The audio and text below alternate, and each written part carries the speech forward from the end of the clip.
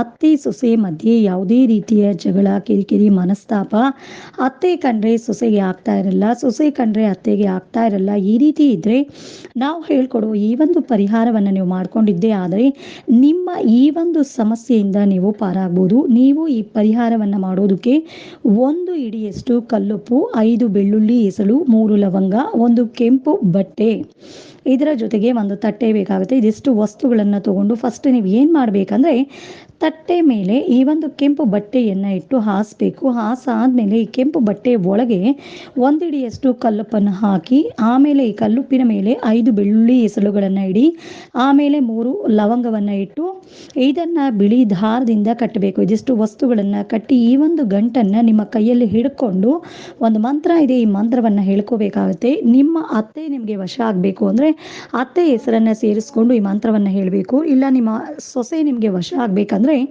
ಸೊಸೆ ಹೆಸರನ್ನು ಈ ಮಂತ್ರದಲ್ಲಿ ಸೇರಿಸ್ಕೊಂಡು 3 ಬಾರಿ ಹೇಳಬೇಕಾಗುತ್ತೆ. ಮಂತ್ರವನ್ನು ನಾನು ಹೇಳ್ಕೊಡ್ತಾ ಹೋಗ್ತೀನಿ, ನೀವು ಹೇಳ್ತಾ ಹೋಗಿ.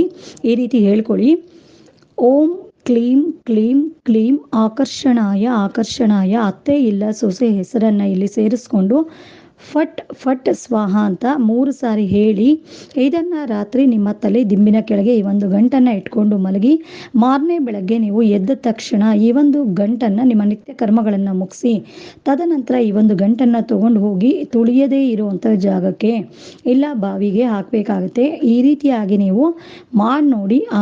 ಈ ಒಂದು ವಸ್ತುಗಳನ್ನು ಹಾಕಾದ್ಮೇಲೆ ಹಿಂತಿರುಗಿ ನೋಡದೆ ಮನೆಗೆ ಬರಬೇಕು. ಈ ರೀತಿಯಾದಂಥ ಈ ಒಂದು ಪರಿಹಾರವನ್ನು ಅಮಾವಾಸ್ಯೆ ಹುಣ್ಣಿಮೆ ದಿನ ಭಾನುವಾರದ ಸಮಯದಲ್ಲಿ ಮಾಡಬೇಕು. ನೀವು